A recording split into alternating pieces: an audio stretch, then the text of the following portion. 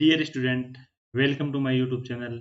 इस वीडियो में हम देखेंगे क्लास 6 के लिए सब्जेक्ट विज्ञान का जो थर्ड नंबर का चैप्टर है, पदार्थों का पृथक्करण। क्योंकि कुछ जो 4-5 चैप्टर हैं वो इस बार राजस्थान मतलब बोर्ड में जो चैप्टर हटाए गए हैं उनको हटाने के बाद में चैप्टर नंबर 3 का है पदार्थों का पृथक्करण। इस चैप्टर के जो कंप्लीट क्वेश्चन आंसर है वो इस वीडियो में हम देखेंगे, तो आप वीडियो को पूरा देखें। और चैनल पे पहली बार आए हैं तो चैनल को सब्सक्राइब कर लें, बिकॉज इसी तरह के जो वीडियोज हैं वो आपको मेरे चैनल पे लगातार मिलते रहते हैं।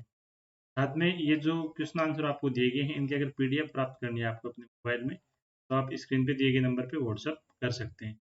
देखिए, सबसे पहले क्वेश्चन दिया गया है, हमें किसी मिश्रण के अवयवों को पृथक करने की आवश्यकता क्यों होती है? दो उदाहरण लिखिए। यानी कोई दो पदार्थ आपस में मिले हुए हैं तो हमें अलग अलग करने की आवश्यकता क्यों होती है? देखिए, हमारे दैनिक जीवन में हम ऐसे बहुत से उदाहरण देखते हैं जिनमें हम पदार्थों से किसी मिश्रण से पदार्थों को पृथक करते हैं। हमें निम्नलिखित कारणों से मिश्रण को अलग अलग घटकों में अलग करने की आवश्यकता होती है। देखो, उपयोगी सामग्री प्राप्त करने के लिए पहला रीजन क्या हो जाएगा कि दोनों घटकों को अलग अलग करेंगे तो दोनों घटकों को हम अलग अलग काम में ले पाएंगे उपयोगी सामग्री प्राप्त करने के लिए। और दूसरा हो जाएगा अपशिष्ट पदार्थों को अलग करने के लिए। अब इसके उदाहरण में हम लिखें, समुद्री जल को वाष्पित करके नमक प्राप्त होता है और नमक हमारे भोजन का एक महत्वपूर्ण घटक है। अपशिष्ट पदार्थों को अलग करने के उदाहरण में हम लिखेंगे, चावल में मिश्रित कंकड़ को हाथ से उठाया जा सकता है। दूसरा है निष्पावन से क्या अभिप्राय है, ये कहाँ उपयोग किया जाता है? निष्पावन किसी मिश्रण के अवयवों को पृथक करने की विधि निष्पावन कहलाती है। और निष्पावन में क्या होता है, मतलब जो एक प्रकार का जो मिश्रण है उसमें एक जो अशुद्धि है वो बहुत हल्की होती है और हवा से वो उड़ जाती है, तो इस विधि को हम निष्पावन कहते हैं।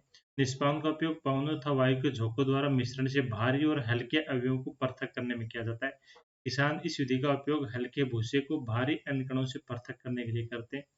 भूसे के कण पवन के साथ उड़कर दूर एकत्रित हो जाते हैं और भारी कण अन्य कण पृथक होकर निष्पावन प्लेटफॉर्म के निकट ढेर बना लेते हैं। हवा द्वारा मिश्रण के भारी और हल्के घटकों को अलग करने को विजनिंग कहा जाता है। विजनिंग यानी निष्पावन कहा जाता है। ये अंग्रेजी वर्ड आ गया विजनिंग। अलग हुए भूसों को पशुओं के चारे सहित अन्य कई प्रयोजनों में प्रयोग किए जाते हैं। नेक्स्ट, पकाने से पहले दालों के किसी नमूने में आप भूसे और धूल के कण को कैसे पृथक करेंगे? खाना पकाने से पहले हमें दाल के नमूने को पानी में डालें। खाना पकाने से पहले दाल का नमूना पानी में डालें।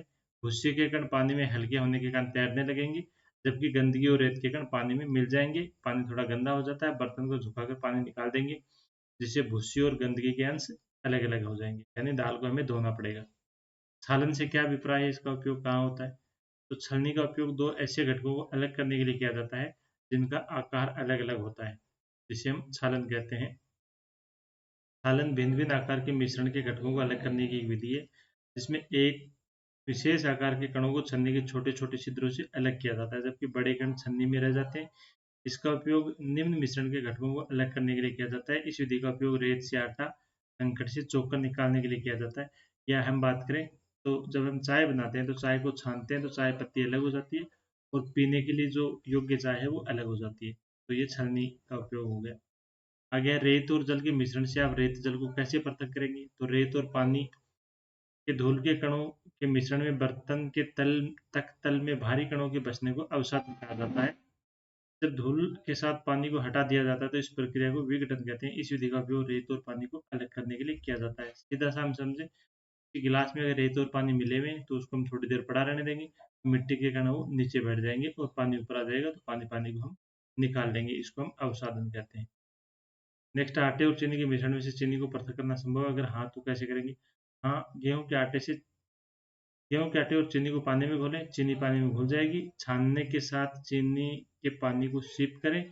स्टेयर में पानी को वाष्पित करके पीछे छोड़ दें। चीनी के समाधान के क्रिस्टलीकरण द्वारा चीनी को अलग किया जा सकता है। इसको पृथक करने की विधि चालन विधि कहलाती है।